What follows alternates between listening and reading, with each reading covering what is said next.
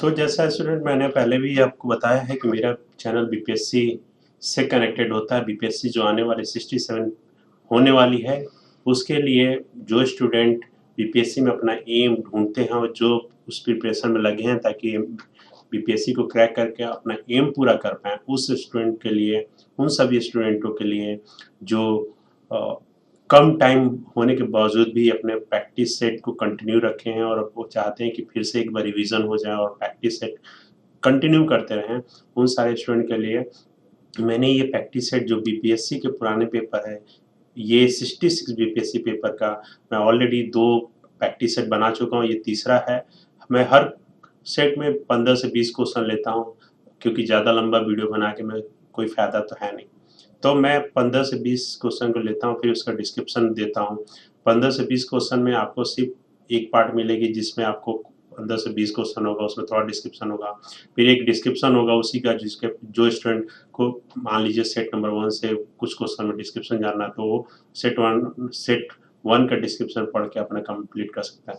तो without wasting on time चलते हैं बीपीएससी 66 जो 27 सितंबर 2020 को हुआ था, उसमें मैं ऑलरेडी 31 क्वेश्चन कर चुका हूँ। आगे के क्वेश्चन के मैं कंटिन्यू करता हूँ। 31वां क्वेश्चन है ग्रीनलैंड निम्न देशों में से किस देश का भाग है? तो ग्रीनलैंड किस देश का भाग है? ऑप्शन नंबर 1 डेनमार्क, दूसरा फिनलैंड, तीसरा कनाडा, चौथा यूनाइटेड किंगडम। तो right answer is Denmark. Denmark का ये भाग है। और डेनमार्क की यदि बात करें तो डेनमार्क किस महाद्वीप में आता है? तो ये अंटार्कटिका महाद्वीप में आता है। बढ़ते हैं क्वेश्चन नंबर 32 की तरफ। दिसंबर 2018 तक के अनुसार विश्व के निम्न देशों में से किस देश में सबसे अधिक भारतीय आबादी रहती है? जो एनआरआई होते हैं, एनआरआई मीन्स जो इंडियन रहते हैं जो बाहर विदेश में जाकर रहते हैं, उनके बारे में 2018 तक के जो विश्व का सबसे ज़्यादा विश्व में रहने वाले इंडियन कहाँ पे हैं? तो संयुक्त अरब अमीरात, मलेशिया, यूनाइटेड किंगडम और अमेरिका, संयुक्त राज्य अमेरिका। कौन सा ऑप्शन है? The right answer is C, United Kingdom. United Kingdom is the right answer. सबसे ज़्यादा यहाँ पे रहते हैं क्योंकि पहले से जब अंग्रेज यहाँ पे इंडिया में आए थे तब से भी इंडियन वहाँ पे रहते हैं। आगे बढ़ते हैं क्वेश्चन नंबर 33 के। निम्न देशों में से किस देश में 2019 में सालाना सबसे अधिक सोने का उत्पादन टन में हुआ था? सोने का उत्पादन करने वाला सबसे बड़ा देशों में कौन है? रूस भी करता है, ऑस्ट्रेलिया भी करता है, चीन भी करता है, संयुक्त अमेरिका भी करता है, इंडिया भी करता है। तो सबसे ज़्यादा कौन किया था 2019 में? तो राइट आंसर इज चीन। चीन में सबसे ज़्यादा सोने का उत्पादन होता है। सोचने वाली बात है, सोने के उत्पादन होने के बाद भी चीन सोने का इस्तेमाल सबसे कम करता है। यह बोले कि वहाँ के लोगों को सोने में कोई दिलचस्पी इतनी होती नहीं जितने कि इंडिया के लोगों में होती है। बढ़ते हैं क्वेश्चन नंबर आगे 33 के बाद नेक्स्ट क्वेश्चन है क्वेश्चन नंबर 34। क्वेश्चन नंबर 34 है निम्न में से किस महाद्वीप में सबसे अधिक देश है? महाद्वीप, तो आपको ये थोड़ी बहुत नॉलेज होना चाहिए।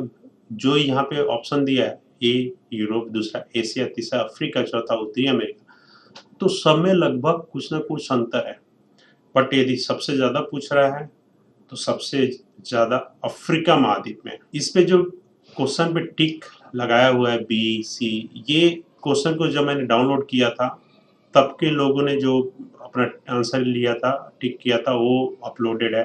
तो उसमें इस पे मत ध्यान दीजिएगा टिक पे। तो आंसर इज अफ्रीका महाद्वीप। अब मैं आपको बता देता हूँ थोड़ा सा डिटेल के लिए। अफ्रीका महाद्वीप में टोटल 54 कंट्री, 54 कंट्री है। एशिया महाद्वीप में टोटल 45 कंट्री है। और यदि बात करें यूरोप में, यहाँ पे ऑप्शन नहीं है दिया है फिर भी आप जान लीजिए, यूरोप में भी 51 कंट्री है। नॉर्थ अमेरिका में टोटल 27 कंट्री है। तो कौन सा ऐसा द्वीप है जहां जिसमें एक भी कंट्री नहीं है? इसका आंसर आप मुझे मेरे मेल के थ्रू या किसी मैसेज के थ्रू आप मुझे दे सकते हैं। ये आपके लिए क्वेश्चन है। पढ़ते हैं क्वेश्चन नंबर 35 के 35। 2011 की जनगणना के अनुसार भारत के किस राज्य में आदिवासियों की आबादी का प्रतिशत उसकी कुल आबादी की तुलना में सबसे अधिक है? पहले आदिवासी का बताना है 2011 की जनगणना के अनुसार, और ये भी बताना है आपको क्या कि आज़ादी मतलब आबादी जो है, आबादी का प्रतिशत उसकी कुल आबादी जितने वहाँ पे लोग हैं उससे अधिक है। देखिए आदिवासी हैं, अरुणाचल प्रदेश में भी है, नागालैंड में भी, मिजोरम में भी, मेघालय में भी, अंडमान निकोबार द्वीप समूह पे भी है। तो सबसे ज़्यादा यदि बात करें कि कहाँ पे है, तो अरुणाचल प्रदेश, वहाँ पे ज़्यादा लोग नहीं रहते, पहाड़ी इलाका ज़्यादा, नागालैंड में भी हैं लोग। तो इसका राइट आंसर क्या है? जो ऑप्शन दिया है उसमें पहले देख लेते हैं। अरुणाचल प्रदेश नहीं, नागालैंड नहीं। देखिए आदिवासी रहते हैं, सबसे ज़्यादा पूछा है, और वो भी पूछा है कि जितनी आबादी वहाँ पे रहते हैं उसके कंपेयर में। Mizoram is the right answer. Mizoram में जितनी आदिवासी रहते हैं वो उनकी जनसंख्या वहाँ पे जितने लोग रहते हैं उससे ज़्यादा है, मतलब परसेंटेज उससे ज़्यादा है। आगे बढ़ते क्वेश्चन नंबर 36 की तरफ। 36 में क्वेश्चन है, निम्न कॉफी उत्पादन क्षेत्रों में से कौन सा क्षेत्र कर्नाटक में नहीं है? देखिए कॉफी उत्पादन कर्नाटक में भी होता है, तमिलनाडु में भी होता है, असम में भी होता है। तो इंडिया के इन सब भागों में कॉफी की उत्पादन होती है। तो ऑप्शन ए दिया है चिक्कमगलूर, कुर्ग, बाबा बुदनगिरी और पुलंज। देखिए पहला जो ऑप्शन है चिक्कमगलूर, ये कर्नाटक का ही पार्ट है। कुर्ग ये भी कर्नाटक का ही पार्ट है। बाबा बूंदीगिरी ये भी कर्नाटक के ही पार्ट है। ये तीनों लगभग एक दूसरे से सटे हुए हैं। सिर्फ चौथा है पुलनेज, ऑप्शन डी, जो ये तमिलनाडु का पार्ट है। तो right answer is the D. बढ़ते हैं क्वेश्चन नंबर 37 की तरफ। भौगोलिक क्षेत्र की दृष्टि से भारत के निम्न जिलों में से कौन सा जिला सबसे बड़ा है भौगोलिक दृष्टि से? देखिए ऑप्शन जो पहला है लेह कच्छ, सेकेंड ऑप्शन कच्छ, सी जैसलमेर, चौथा बाड़मेर। यदि देखें तो सारे ये डिस्ट्रिक्ट बड़े हैं इंडिया में। अभी इन चारों में से कौन सा बड़ा है? लेह भी बहुत बड़ा है, कच्छ भी बहुत बड़ा है, जैसलमेर भी बहुत बड़ा है। लेह जम्मू कश्मीर अब ये अलग ही हो गया है, कच्छ गुजरात का पार्ट, जैसलमेर राजस्थान और बाड़मेर भी उसी का पार्ट। तो सबसे बड़ा है Kutch. The right answer is B. बढ़ते हैं नेक्स्ट क्वेश्चन की तरफ 38 का।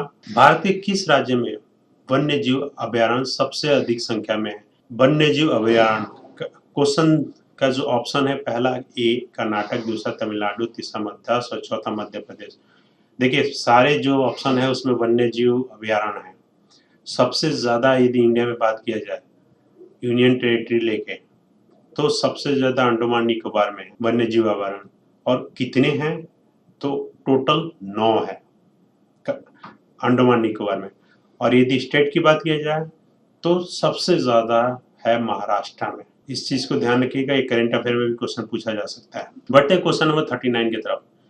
बिहार में प्रवाहित होने वाली निम्न नदियों में से उत्तर की ओर प्रवाहित होने वाली कौन सी नदी है? Option A Bagmati, option B Kamla, option C Kosi और चौथा कटक।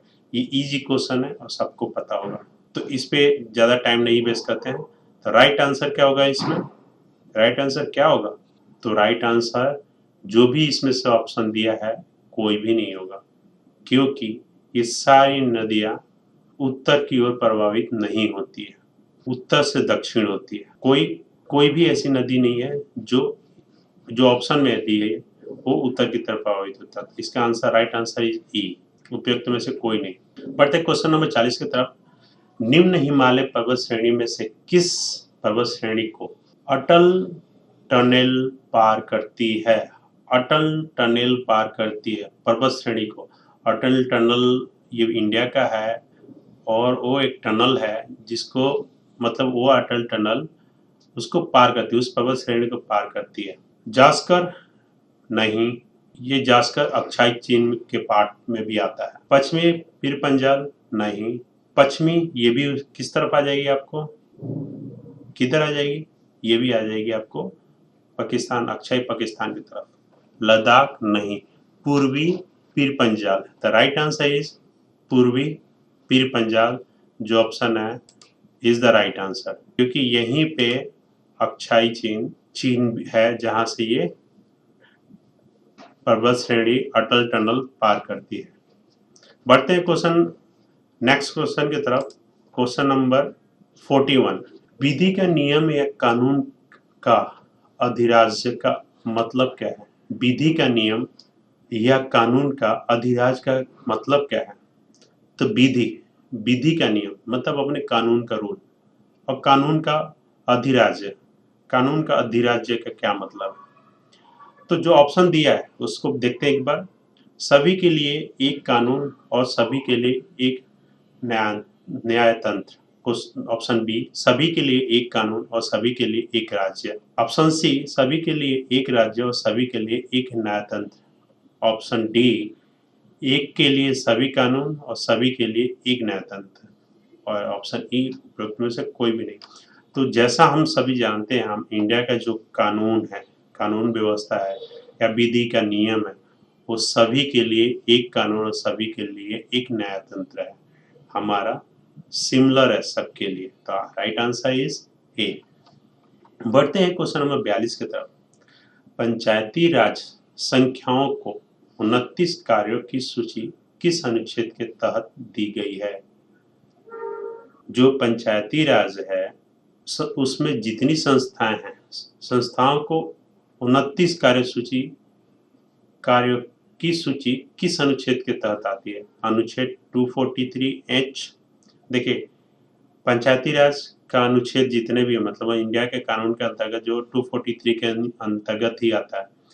तो इसमें यह पूछा है कि 243 के कौन सा खंड में, मीन्स सब पार्ट में, जिसमें ये सूची अनुच्छेद के तहत दी गई है। तो इसका राइट आंसर क्या होगा? पहले ऑप्शन पे देख लेते हैं। अनुच्छेद 243H, ऑप्शन बी अनुच्छेद 243E, अनुच्छेद 243F, अनुच्छेद 243G। तो इसका राइट आंसर है अनुच्छेद 243G is the right answer. बढ़ते क्वेश्चन नंबर 43 की तरफ।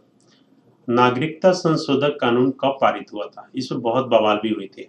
आप कोरोना से थोड़ा सा पहले की बात यदि कर लें तो आपने देखा होगा कि नागरिक संशोधन के लिए दिल्ली में तो स्पेशली काफी बवाल हुई थी, जहाँ पे बहुत सारा धरना दिया गया था, अलग अलग राज्य में भी हुआ था। तो ऑप्शन पे देखते हैं।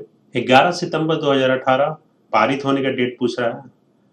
ऑप्शन बी 11 दिसंबर 2019, ऑप्शन सी 11 अक्टूबर 2019, ऑप्शन डी 11 अक्टूबर 2020। 19 के खत्म होते होते ही ये पारित हुआ था, क्योंकि आपको ध्यान होगा कि कोरोना काल में ये सारे मामले ठप पड़ने लगे थे, क्योंकि कोरोना का प्रभाव बहुत तेजी से इंडिया में बढ़ने लगी थी। तो थोड़ा सा यदि आप दिमाग में जोड़ डालेंगे तो ये अक्टूबर से लेके दिसंबर के बीच में बहुत घटना तेज चल रही थी 2019 में। तो इसका राइट आंसर है बी, 11 दिसंबर 2019 को। बढ़ते हैं क्वेश्चन नंबर 44 की तरफ। 73 संविधान संशोधन कानून को वैधानिक शुरुआत किस संविधान संशोधन बिल से हुई थी? 73। अभी तक, फॉर योर जनरल इंफॉर्मेशन, अभी तक कितने बार कानून का संशोधन हो चुका है? You just give the reply to me on the source of the mail or message. For your information, अभी तक 100 से एबव हो चुकी है। 104 है या 107 है, I don't be confirm right now, but ये इतने बार संशोधन हो चुका है अपना कानून। तो चलते हैं क्वेश्चन नंबर 44 का, जो इसमें ऑप्शन भी ध्यान देते हैं। 73वां संविधान संशोधन कानून को वैधानिक शुरुआत किस संविधान संशोधन बिल से हुई थी? वैधानिक संविधान, तो ऑप्शन पे देखते हैं। 61 61वां संविधान संशोधन बिल, 62वां 62 संविधान संशोधन बिल, 63वां 63 संविधान संशोधन बिल, एंड ऑप्शन 4 64वां संविधान संशोधन बिल। तो इसका राइट आंसर है डी, 64वां संविधान संशोधन बिल। बढ़ते क्वेश्चन नंबर 45 की तरफ। वर्ष 1632 में बिहार के पटना शहर में कौन सी कंपनी ने अपना फैक्ट्री स्थापित किया था? 1632 की बात कर रहे हैं, 1632 की। उस समय अपने देश में कौन सबसे ज्यादा प्रभावित था? तो उस समय डच थे, पुर्तगाल भी थे, फ्रेंच भी थे। ब्रिटिश का उतना रोल नहीं था, बट ब्रिटिश भी थी। तो 1662 में सबसे पहला पटना में फैक्ट्री स्थापित किसने किया था? ऑप्शन की तरफ बढ़ते हैं। ब्रिटिश ईस्ट इंडिया कंपनी, नहीं जी, 1632 में उसका कोई स्थापना नहीं हुई थी। डच ईस्ट इंडिया कंपनी ये एक था, डच थी।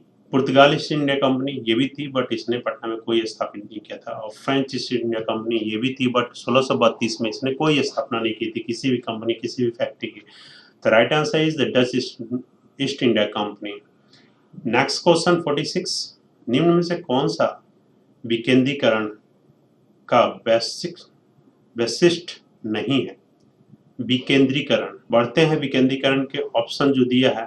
ऑप्शन ए स्वायत्ता, लोक सहभागिता, स्थानीय समुदायों में आत्मविश्वास को नहीं जगाना। स्थानीय समुदायों, ऑप्शन डी स्थानीय समुदायों को सशक्त बनाना, एंड ऑप्शन ई इनमें से कोई नहीं। विकेंद्रीकरण का वैशिष्ट नहीं है, तो राइट आंसर इज सी, स्थानीय समुदायों में आत्मविश्वास को नहीं जगाना। बढ़ते हैं क्वेश्चन नंबर 47 की तरफ। ब्रिटिश शासन काल में संविधान के विकास में कौन सा कानून ऐतिहासिक नहीं था? एक बार रिपीट करते हैं क्वेश्चन को। ब्रिटिश शासन काल में संविधान के विकास में कौन सा कानून ऐतिहासिक नहीं था? Option A regulating act 1773, charter act 1833, government of India act 1919 और protection of civil right act 1955। तो इसका राइट आंसर है डी, ये ऐतिहासिक नहीं था। आपने रेगुलेटिंग एक्ट के बारे में भी सुना होगा, जो न्यूज़पेपर से रिलेटेड, चार्टर एक्ट भी सुना होगा, ये भी चर्चा में था। गवर्नमेंट ऑफ इंडिया एक्ट 1919 जो अभी भी चलती है। तो right answer is D, protection of civil right act 1955। बढ़ते क्वेश्चन नंबर 48 की तरफ। हाल ही में संसद के नई इमारत का निर्माण की बोली किसने जीती? आपको पता है कि ये स्टोरी 2019 और 20 की है। इसमें निर्णय लिया गया था कि अपना देश का संसद का नया निर्माण किया जाए, जो दिल्ली में स्टेब्लिश है, उसका नई बिल्डिंग और लोकार्पण किया जाए। तो उसके लिए टेंडर निकाली गई थी। उसमें जो कंपनियों ने भाग लिया था, उसमें ये पूछ रहा है कि किसने सबसे कम, मतलब किसने कम की बोली लगा के L1 बना, मतलब नंबर 1 बना। उस टेंडर को किसने अपने टेकअप किया? ए है L&T, बी है रिलायंस प्रोजेक्ट लिमिटेड, सी है टाटा प्रोजेक्ट लिमिटेड और डी है national highway authority of India. तो आपको एक थोड़ी सी जानकारी दे दे। L&T कंस्ट्रक्शन के फील्ड में इंडिया का नंबर 1 कंपनी है। L&T है, सपोजी है, ये सारी कंपनी बड़ी बड़ी कंपनियां हैं जो इंडिया के कंस्ट्रक्शन का काम करते हैं। और इंडिया में आपको एक इंफॉर्मेशन के तौर पे कि आज जितने भी मेट्रो चल रही है, उसका कंस्ट्रक्शन का जिम्मेदारी L&T को ही थी। ये बोले कि L&T ने ही मेट्रो का कंस्ट्रक्शन किया है, मेट्रो के रोड मैप का। क्वेश्चन नंबर 49 की तरफ। 49वां, भारत के संविधान का कौन सा अनुच्छेद भारतीय निर्वाचन आयोग का स्थापना से संबंधित है? भारत के संविधान का कौन सा अनुच्छेद भारतीय निर्वाचन आयोग की स्थापना से संबंधित है? 49 क्वेश्चन है। 49 का ऑप्शन पे चलते हैं। अनुच्छेद 3 अनुच्छेद 324, 324, अनुच्छेद 148, अनुच्छेद 342, अनुच्छेद 325। निर्वाचन आयोग की बात करें, निर्वाचन आयोग हमेशा एक इम्पोर्टेंट रोल निभाती है अपने इंडिया में, और उसकी जो हमारे कानून में जो व्यवस्था है वो अनुच्छेद 324 में। Right answer is a. बढ़ते हैं क्वेश्चन नंबर 50 की तरफ। वर्तमान में राष्ट्रीय महिला आयोग की मुख्य कौन है? वर्तमान में राष्ट्रीय महिला आयोग का मुख्य कौन है? तो ये क्वेश्चन 2020 में पूछा गया था। उस टाइम के लिए जो ये ऑप्शन है वो वैलिड है, और इसी ऑप्शन को चलते हैं, देखते हैं। Option A Mamta Sharma, Lalita Kumar Mangal, option C Rekha Sharma, option D Smriti Irani. तो उस टाइम का जो उस टाइम पे जो वैलिड थी, उस टाइम पे इसका राइट आंसर था रेखा शर्मा। रेखा शर्मा महिला आयोग की मुख्य बोल सकते हैं, प्रमुख थी, मतलब HOD थी, हेड थी। स्टूडेंट जैसा आप जानते हैं कि यूपीएससी का टाइम, एग्जाम का टाइम डिक्लेयर हो चुका, मई के 7 का है। आई होप ये टाइम आगे चेंज ना हो, क्योंकि पहले अप्रैल था, 30 अप्रैल, फिर चेंज किया बीपीएससी ने। हो सकता है मई में वो चेंज ना करे, तो उस हिसाब से आपके पास जो टाइम है उसमें आपको रिवीजन मस्ट है। तो आपका रिवीजन का जिम्मेदारी मेरी है, आप अपना कंटिन्यू पढ़ाई करिए, रिवीजन आपका 1 बाय 1 करता रहूँगा। इसके लिए इतना ही। नमस्ते।